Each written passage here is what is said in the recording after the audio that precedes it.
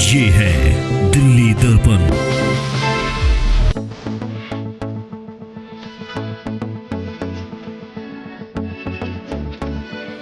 इस तरह से एआई जिस स्पीड से आगे बढ़ रहा है और जिस फायर की तरह स्प्रेड हो रहा है, तो हम पब्लिशर्स के लिए एक बहुत अच्छी अपॉर्चुनिटी है।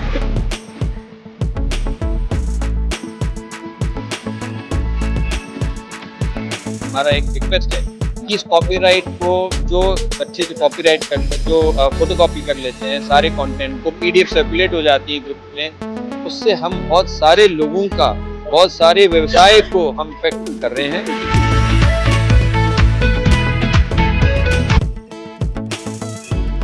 और बाकी काफी सारी चीजें फ्री मिलने से जो एजुकेशन जो बच्चों तक पहुंचती है वो काफी अच्छे दामों तक पहुंचती है, प्राइसिंग कॉस्ट इफेक्टिव प्राइस तक पहुंचती है।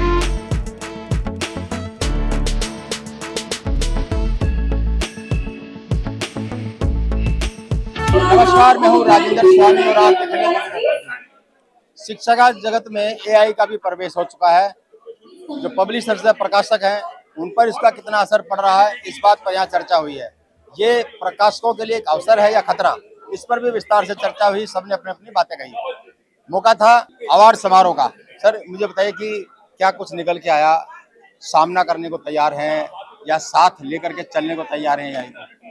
मुझे लगता है स्वामी जी की जिस तरह से एआई जिस स्पीड से आगे बढ़ रहा है और जिस फायर की तरह स्प्रेड हो रहा है, तो हम पब्लिशर्स के लिए एक बहुत अच्छी अपॉर्चुनिटी है।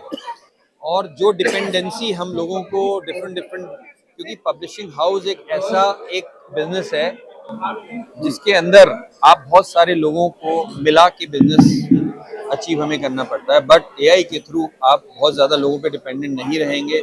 और मैं इसमें बहुत बड़ी अपॉर्चुनिटी देख रहा हूँ। अभी हमारा एक सेशन हमने रखा था जिसके अंदर आप खुद बुक डिज़ाइन कर सकते हैं, खुद आप कंटेंट लिख सकते हैं, तो I think that's a very good opportunity.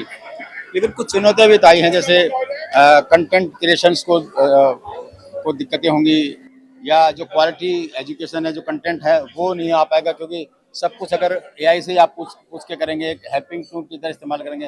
दूसरा, कॉपीराइट इश्यूज भी आएंगे कि वो कैसे तय होगा।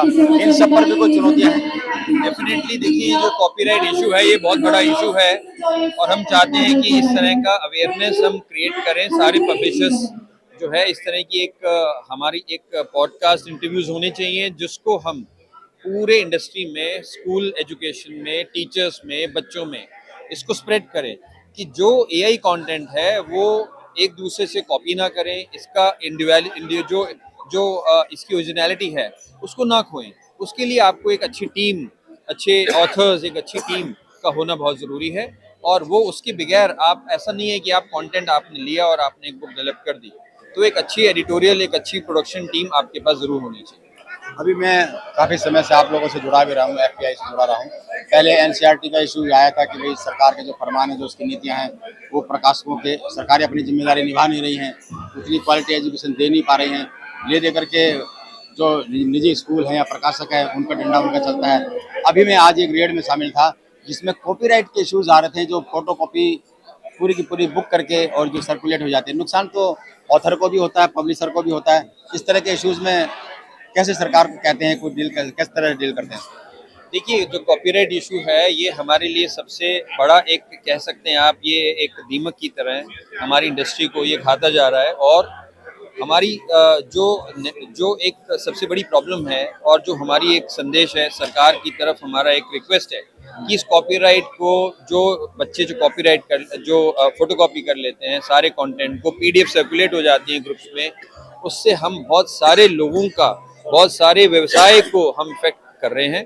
और इसके ऊपर हम रेगुलरली मुहिम चलाते हैं, बच्चों को अवेयर करते हैं, टीचर्स को अवेयर करते हैं कि आप ये जो काम कर रहे हैं ये गलत है, इसको हमें रोक देना चाहिए। और कॉपीराइट इशू से जो ऑथर्स होते हैं और जो एडिटर्स हैं, ऑपरेटर्स हैं, आर्टिस्ट हैं, सेल्स पर्सन हैं, जो बहुत एक बड़ा एक समाज है, उसको, उसकी व्यवसाय पे एक बहुत बड़ी चोट पहुंचती है।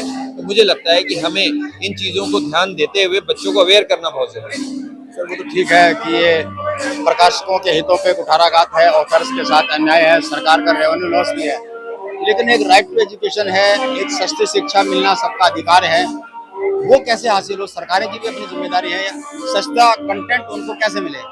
डेफिनेटली देखिए, हम कंटेंट को कोशिश कर रहे हैं कि हर बच्चे तक पहुंचाया जाए, और हमारी किताबें जो हैं हम कुछ चीज़ें उसके साथ फ्री ऑफ कॉस्ट देते हैं, जैसे कि वेब सपोर्ट्स हैं, टेस्ट जनरेटर्स हैं, डिजिटल एजुकेशन है, ताकि बच्चों को एक ग्लोबल शिक्षा हम प्रोवाइड कर सकें। और बाकी काफ़ी सारी चीज़ें फ्री मिलने से जो एजुकेशन जो बच्चों तक पहुंचती है वो काफ़ी अच्छे दामों तक पहुंचती है, कॉस्ट इफेक्टिव प्राइस तक पहुंचती है। तो मुझे नहीं लगता कि बच्चे को एक सिर्फ इस एजुकेशन के लिए फोटोकॉपीज करनी चाहिए या कुछ और तरीका इस्तेमाल करना चाहिए। तो हम अपनी प्राइजेस को रिड्यूस कर रहे हैं ताकि सब जगह ये एजुकेशन सिस्टम पहुंच सके। बहुत बड़ी इंडस्ट्री है पब्लिशिंग इंडस्ट्री। अब एआई के आने के बाद, सरकारी नीतियों के बाद और इस तरह के टेक्नोलॉजी आने से, चाहे फोटो कॉपी करके हो, चाहे एआई का इस्तेमाल करके हो, लगता है कि बहुत बड़ा चैलेंज है सरवाइव करना। कुछ असर पड़ेगा इस पे? देखिए, हर बिजनेस बहुत मुश्किल होता है करना, बट हमें ऐसा लगता है कि एजुकेशन जो बिजनेस है ये एक बहुत वाइट कॉलर बिजनेस है, वाइट कॉलर जॉब है। हमें सबको अपनी अपनी ड्यूटीज संभालनी है, और मुझे लगता है कि ऐसा कोई प्रॉब्लम नहीं है कि हम इससे काफ़ी ज़्यादा हमें डिस्टर्बेंस हो। तो I am seeing a very positive note in AI. चलिए, तो एआई का आने के बाद पब्लिशर इंडस्ट्री है वो ये मान के चल रही है कि ये एक अवसर है, इसका इस्तेमाल करके और अच्छी गुणवत्ता वाली चीजें आनी चाहिए, और बहुत सहूलियतें वो इसमें देख रहे हैं। हालांकि कुछ चुनौतियां हैं, इनकी भी चर्चा वो समय समय पर करते रहेंगे, इनका क्या समाधान हो सकता है इस पर भी वो ध्यान देंगे। राजेंद्र स्वामी, दिल्ली दर्पण टीवी। लेटेस्ट खबरों के लिए सब्सक्राइब करें हमारा YouTube चैनल या फिर लॉग ऑन करें www.delhidarpantv.com। खबरों की कवरेज और विज्ञापनों के लिए संपर्क करें।